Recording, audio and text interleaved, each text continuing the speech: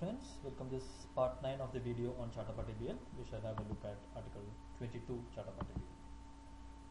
Charter Party BL is issued when we hire a vessel and keep the vessel at our disposal for moving at our schedule to the ports that we intend to move to. This is totally different from a liner vessel, which normally happens most of the trade, where the liner vessel will be run by well-known carriers globally reputed, and they will have a pre-published schedule as to which vessel will call on which port on which day. In a charter party, there is no such date, there is no such schedule, there is no such route, and it is the charterer who decides. The agreement between the owner of the vessel and the person who hires a vessel is called the charter party agreement.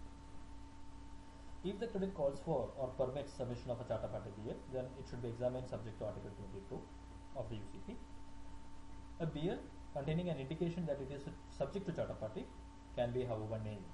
A BL containing an indication that it is subject to charter party can be however named. It must appear to have been signed by charterer, owner, master or agent.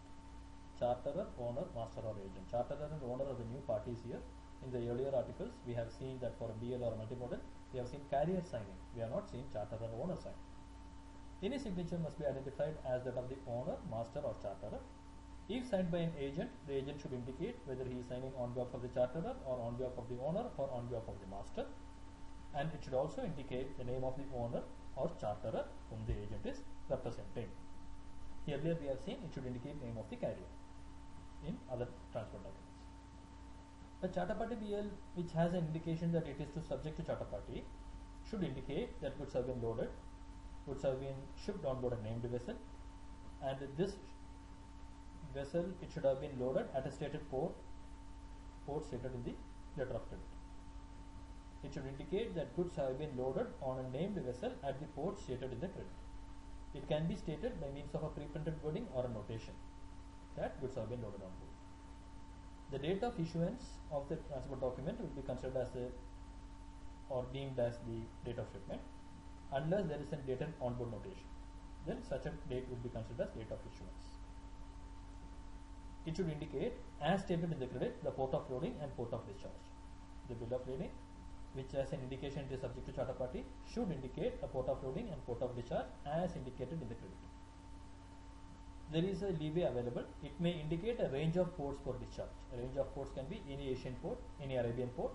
It can have a range of ports as a port of discharge, so that when you hire a vessel and carry, say, crude oil, you can, as an intermediary, decide to offload this oil in any of the ports wherever you are able to find a buyer.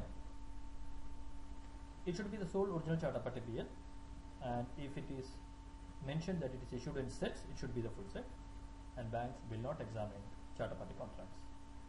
This is a small commentary on the article dealing with charter party BL on UCP. Thank you for watching this video. We shall meet again